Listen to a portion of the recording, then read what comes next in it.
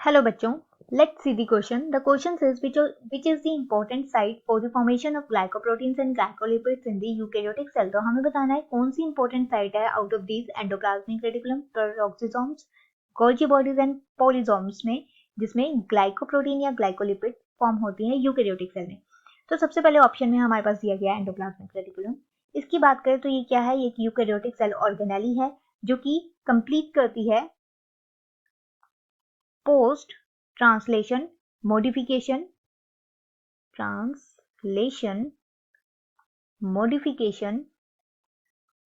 of the proteins. इसके बाद second में हमें दिया गया है पेरोक्सिसोम्स. पेरोक्सिसोम्स क्या है, ये भी सेल ऑर्गेनेली है. अब ये जो ऑर्गेनेली है ये एक किस्म से स्टोरेज का काम करती है, तो हम बोल सकते हैं ये स्टोरेज ऑर्गेनेली है ऑफ द एंजाइम जिसे हम बोलते हैं पर ऑक्सीडेज. तो यहाँ पे ये ऑप्शन भी इनकरेक्ट है.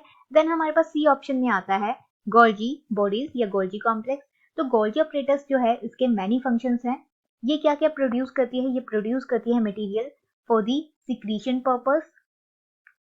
देन ये ट्रांसपोर्ट में भी हेल्प करती है, ट्रांसपोर्ट ऑफ द प्रोटीन या ट्रांसपोर्ट ऑफ लिपिड. इसके अलावा ये फॉर्मेशन करती है number of the glycoproteins as well as glycolipids. Then ये कॉम्प्लेक्स हेटेरोपॉलीसेकेराइड भी बनाती है. Apart from this helpful for the hormone formation. यहाँ पे मेलानिन बनाएगी एंड देन मैट्रिक्स बनाएगी for the connective tissue, matrix of the connective tissue and the middle lamella जो present होता है middle lamella in the cell wall of the plant.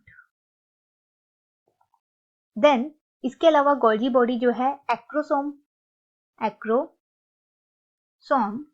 Formation में भी help करती है ऑफ द ह्यूमन स्पर्म. तो यहाँ पे हम बोल सकते हैं हमारा राइट आंसर होगा गोल्जी बॉडी.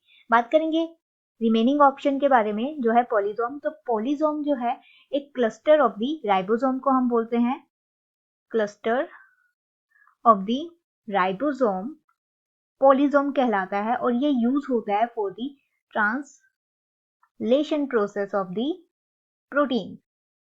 तो यहाँ पे हमारा राइट आंसर होगा option number C. Hope you understood the problem. All the best. Thank you.